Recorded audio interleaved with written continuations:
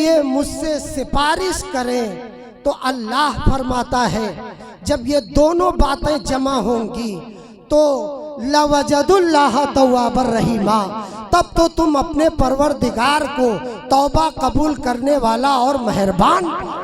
सुभान अल्लाह। बेशक मतलब ये है कि गुनाह करने वाला गुनाह करने के बाद ए महबूब तुम्हारी बारगाह में आकर के तौबा करे और आप उसके लिए मुझसे सिफारिश करें तो अल्लाह फरमाता है कि उस बंदे को मैं बिला शुबहा बख्श देता हूँ, बिला शुबहा उस बंदे की मगफिरत हो जाया करती है। सुभान अल्लाह। बेशक लिहाजा अल्लाह ताला की बारगाह में दुआ है और रसूल की सल्लल्लाहु अलैहि वसल्लम की बारगाह में हम ये गुजारिश करते हैं कि ए रब्बुल आलमीन अपने नबी के सदक़े में कारी नासिर रज़ा साहब के वालिद मोहतरम की बख्शिश और मग़फ़िरत फरमा और तमाम मुस्लिमीन और मुसलमानों की मग़फ़िरत फरमा आमीन। और अपनी रहमतों से माला माल फरमा।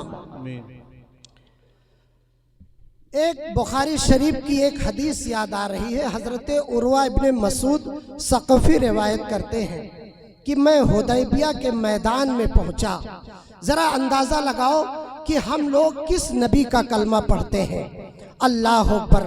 हुदैबिया के मैदान में हज़रत उर्वा इब्ने मसूद सक़फ़ी कहते हैं कि मैंने जब पहुंचा तो मैंने देखा अपनी आँखों से कि आकाए करीम सल्लल्लाहु अलैहि वसल्लम वज़ू फरमा रहे थे और आपके सहाबे कराम सरकार से जो पानी गिरता था उसको अपने हाथों पे रोक रोक करके अपने जिस्म और अपने चेहरे पे मलते थे। बोलो सुभान अल्लाह। सुभान अल्लाह। सुभान अल्लाह। नारे तकबीर, नारे रिसालत, मसलके आला हज़रत। सुभान अल्लाह। जिंदाबाद। हज़रत उर्वा इब्ने मसूद सक़फ़ी फरमाते हैं यहीं तक बस नहीं बल्कि मैंने अपनी आँखों से देखा कि आकाए करीम सल्लल्लाहु अलैहि वसल्लम जब वज़ू फरमाते और वज़ू में जब खखारते तो सहाबे कराम उस खखार को भी अपने हाथों पे रोक लेते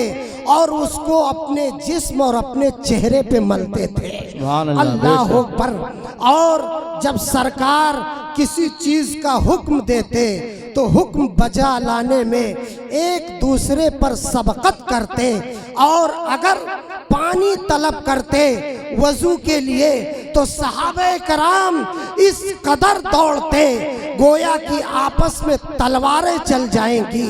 तो बताओ मुझे कि जो पानी नबी के बदन से मस हो जाए उस पानी की इतनी ताज़ीम कि चेहरे पे रहे, सीने पे रहे, ज़मीन पर ना गिरे, तो बताओ जब पानी की इतनी ताज़ीम है तो नबी की ताज़ीम का आलम क्या होगा। नबी की ताज़ीम, नारे रिसालत, मसलके आला हज़रत, जश्न ईद मिलादुन नबी, नारे तकबीर। उसी बुखारी शरीफ में हज़रत उर्वा इब्ने मसूद सक़फ़ी इसी हदीस को और आगे बयान करते हैं कि मैंने सहाबे कराम की कैफियत को देखा। अल्लाह अकबर। सहाबे कराम की कैफियत को देखा तो वो इस कदर इश्क में मचल रहे थे। फरमाते हैं कि ए मेरी कौम, मैं बड़े बड़े बादशाहों की बारगाहों में गया हूँ, कैसरो किसरा और नज्जाशी के दरबार में गया हूँ, लेकिन मोहम्मद के सहाबा, मोहम्मद के असहाब, मोहम्मद की जितनी ताज़ीम करते हैं इतनी ताज़ीम कोई आदमी किसी की नहीं करता है। अल्लाह अकबर। इतनी ताज़ीम, जितनी ताज़ीम सहाबा करते हैं इतनी ताज़ीम कोई किसी की नहीं करता है, न अपने बादशाह की, न अपने आका की, न अपने दादा की, न अपने बाप की, न अपने भाई की, कोई किसी की ताज़ीम नहीं करता है जितनी ताज़ीम सहाबे कराम अपने नबी की करते हैं। बोलो सुभान अल्लाह। बोलो सुभान अल्लाह। सुभान इसी अल्लाह, सुभान ताज़ीम की बुनियाद पर सहाबे कराम कामयाब थे, इसी ताज़ीम की बुनियाद पर कामयाबी उनकी कदम चूमती थी। अल्लाह अकबर। एक सहाय सित्ता की एक हदीस है, मैंने पढ़ा, हदीस पाक में फरमाया गया, वल्लाहि फी औनिल अब्दे मा कानल अब्दु फी औनि अखी। अल्लाह अपने बंदों की मदद करता रहता है जब तक कि बंदा अपने भाई की मदद करता रहता है। जरा कह दो सुभान अल्लाह। अल्लाह फरमाता है कि मैं अपने बंदों की उस वक्त मदद करता रहता हूँ जब तक कि बंदा अपने भाई की मदद करता रहता है। क्या इस हदीस पाक में ये फरमाया गया है कि जिंदा भाई की मदद होगी और मुर्दा भाई की मदद नहीं होगी? नहीं, बल्कि इसमें ये कैद नहीं लगाई गई है, बल्कि इसका मतलब ये है कि भाई अगर जिंदा है और जो जिंदगी में उसकी मदद हो सकती है वो मदद करो। भाई अगर बीमार है तो उसकी तीमारदारी करो। भाई अगर भूखा है तो उसको खाना खिलाओ। भाई अगर प्यासा है तो उसको पानी पिलाओ। भाई अगर परेशान है तो उसकी परेशानी में काम आओ। ये दुनियावी मदद हो जाएगी। लेकिन अगर भाई दुनिया से रुखसत हो गया है तो दुनिया से रुखसत होने के बाद जो मदद हो सकती है वो करो। मरने के बाद उसके नाम पे कुरान पढ़ो, उसके नाम पे सदका और खैरात करो, उसके लिए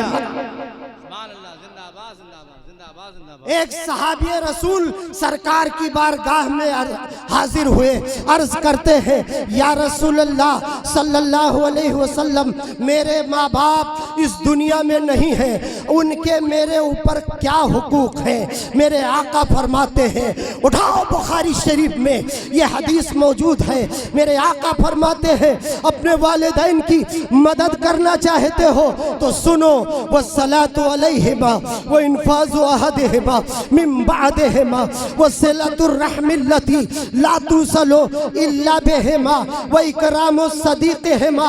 मेरे आका फरमाते हैं कि जब तुम्हारे वालिदैन दुनिया से चले जाए तो तुम उनकी नमाज जनाजा पढ़ो। बोलो सुभान अल्लाह। तुम उनकी वसीयतों को पूरा करो, तुम उनके साथ सिले रहमी करो, उनके दोस्त और अहबाब की इज्जत व अफजाई बयान करो, यही उनकी मदद हो जाए। सुभान अल्लाह, जिंदाबाद।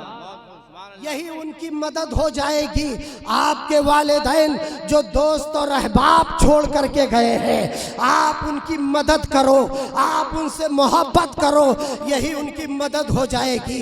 एक सहाबी सरकार की बारगाह में हाजिर हुए, अर्ज करते हैं, या रसूल अल्लाह, या रसूल अल्लाह, मेरे माँ बाप जब दुनिया में थे तो मैं उनके साथ भलाई करता था। ए मेरे आका, मेरे माँ बाप इस दुनिया से चले गए हैं, अगर मैं कोई भलाई करना चाहूँ तो क्या भलाई करूँ?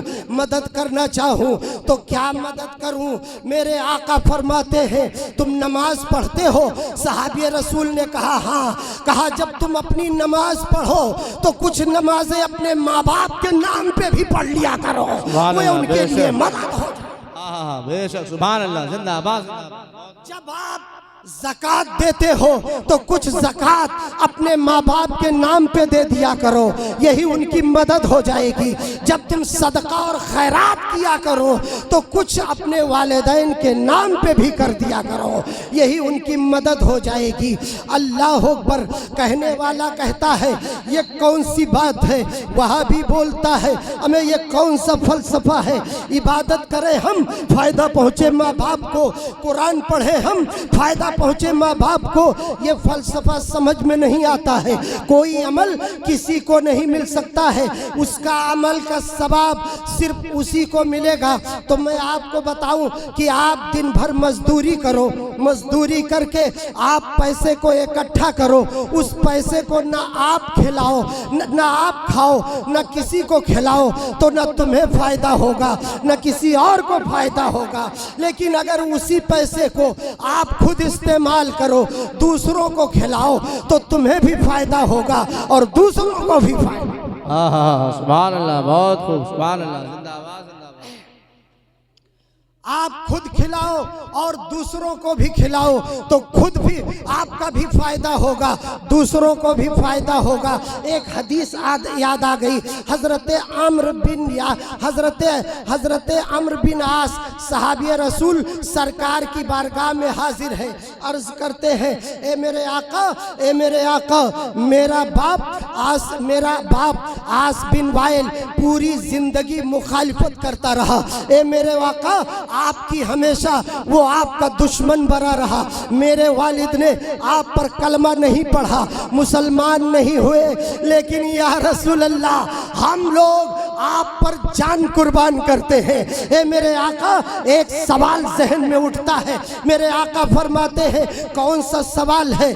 कहते हैं सहाबी रसूल कि मेरा वालिद पूरी जिंदगी आपकी मुखालिफत करता रहा, आपका दुश्मन बना रहा, लेकिन जब दुनिया से जाने लगा तो मुझको और मेरे भाई उस्मान को बुला करके ये वसीयत की कि सुनो, कलमा तो नहीं पढ़ा हूँ, जा रहा हूँ, लेकिन तुम लोग मेरे जाने के बाद अपने अपने हिस्से के 50-50 गुलाम मेरे नाम पे आजाद कर देना, ताकि मरने के बाद काम आए। अल्लाह अकबर। सहाबी कहते हैं, ए मेरे आका, मेरे भाई उस्मान ने अपने हिस्से का 50 गुलाम आजाद कर दिया है, तो ए मेरे आका, क्या मैं अपने काफिर बाप के नाम पे 50 गुलाम आजाद कर दूं? ए मेरे आका, आप इजाजत दोगे तो मैं करूंगा, और अगर आप मना करोगे तो मैं नहीं करूंगा। मेरे आका फरमाते हैं, लौकाना मुस्लिमन फातक्तुम मन हो औ तसद्दक्तुम मन हो औ हजजतुम मन हो बलगहु ज़ालिका। अगर तेरा बाप मुसलमान होता तो तू उसके नाम पे हज करता, ज़कात देता, तब तो उसको फायदा मिलता, लेकिन तेरा बाप तो कुफ्र पर मरा है, इसलिए उसको मरने के बाद कोई फायदा हासिल होने। वाह वाह, जिंदाबाद जिंदाबाद, बहुत बहुत सुभान अल्लाह। ए वहाबियो, तुम सही कहते हो कि मरने के बाद तुम्हारे वालिदैन को, तुम्हारे मरहूमीन को मरने के बाद कोई फायदा नहीं होता है, इसलिए कि तुम्हारे वालिदैन, तुम्हारे मरहूमीन को जो उनका खात्मा कुफ्र पर होता है, इसलिए उनको कोई फायदा मिलता नहीं है। मर गए मरदूद, फातिहा न दुरूद। बोलो क्या बात है। मर गए मरदूद, न फातिहा न दुरूद। ऐसा मिजाज नहीं रखना है, बल्कि आपको मैं बताऊं कि अगर आप अपने वालिदैन के नाम पर कोई इसाले सवाब करते हैं तो उनको फायदा जरूर मिलता है।